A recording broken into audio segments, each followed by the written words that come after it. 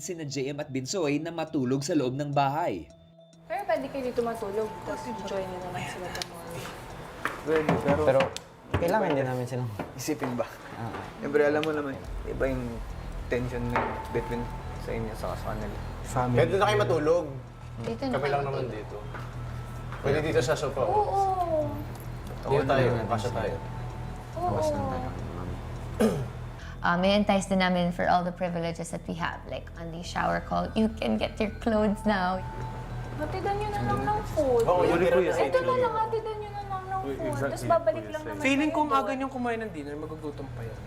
We have May kanin rice pa. pa naman eh. Kasi dadalhin lang namin sa labas. Oo, dalihin. You can like be as comfortable as you want. We don't have to cook because there's food given. So parang slowly malalatag namin siya na ganun, kuya. Ilang saglit pa, hinatiran ng pagkain ni na JM at Binsoy ang mga kasamang housemates sa labas. JP, gusto mo kumain? Tulog na ka? Pastil. Mas pagkain pa. Gusto mo kumain? Patulog-tulugan sila. Yakap daw ni Kuya Dong para sa'yo. Nasaan yung mga pinggan? Si JM tila nagpaalam sa mga kasama. Ba kasi magkaiba ng dating. And kumbaga natasan lang kami ni Kuya na maaari kami maglabas-pasok sa loob. Depende sa kagustuhan nila yung gagawin namin. At mapatagal mo kami doon or halimbawa sa paggamit ng CR, sa pagtulog, ganito ganyan. Kumbaga, iniiwasan lang namin maging iba yung dating sa inyo. At lalo, ganito yung sitwasyon natin, ganito yung sitwasyon sa kanila. So, pwede kayo matulog doon? Depende sa kagustuhan nila. Pero siyempre, gugustuhin namin dito. Ano, gugustuhin namin dun. Pero para sa tayong housemates eh.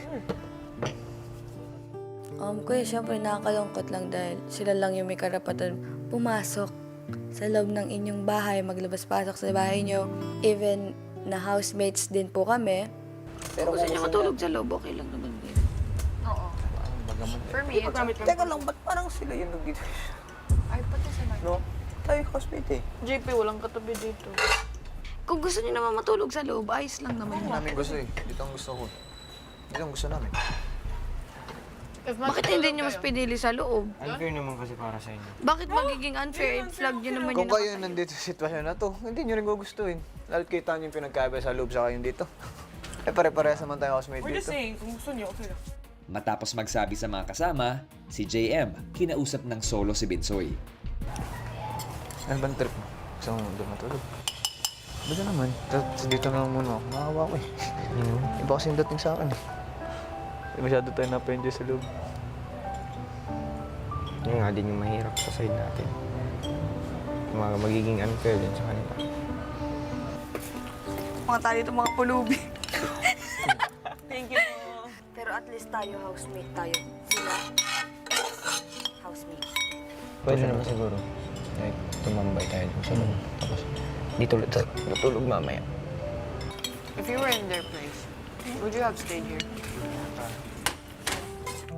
Of course, I feel inggit kasi only yung ano nila, yung shower call. Tapos, they can sleep pa in their beds. Tapos, Kumbaga, hindi naman tayo mapapunta sa ganito kung Hindi din dahil sa hindi dahil sa kanila.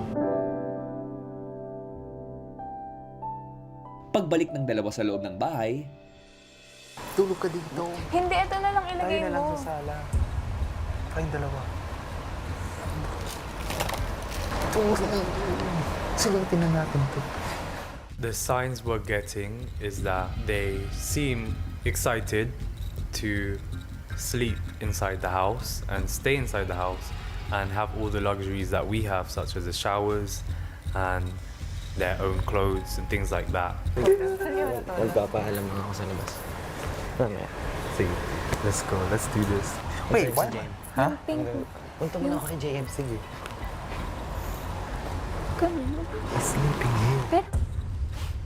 si Binsoy muling kinausap si JM.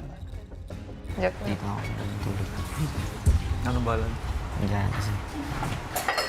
For JM, he's okay with staying inside.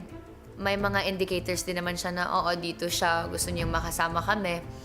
Pero yung sa pagtulog lang, kuya, yun yung concern niya because ayaw niya din maging unfair daw sa other housemates sa labas. Gusto mo sa labas?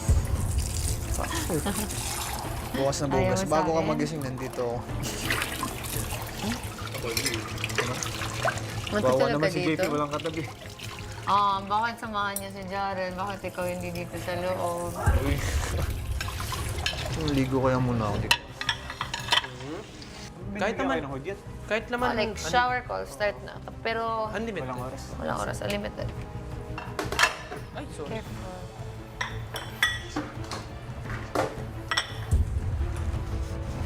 Huwag ka mag-alala. Unli naman. Tapos kuha ka ng new clothes. Ay, saan ka ba matutulog? Saan siya matulog? Kaya yan. Almost there.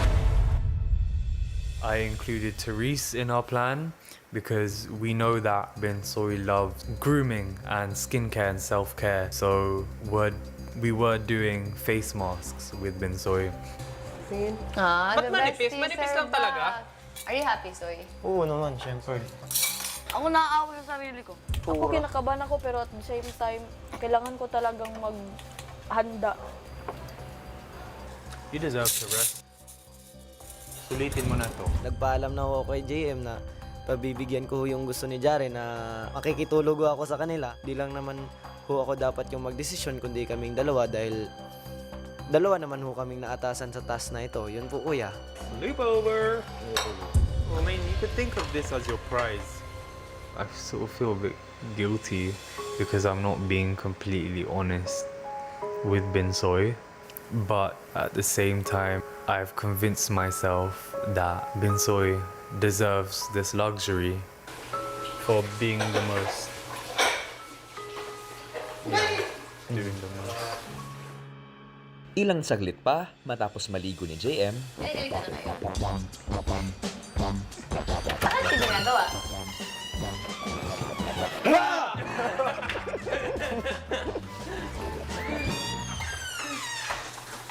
Saan ba niya, Jaren? Sulitin na.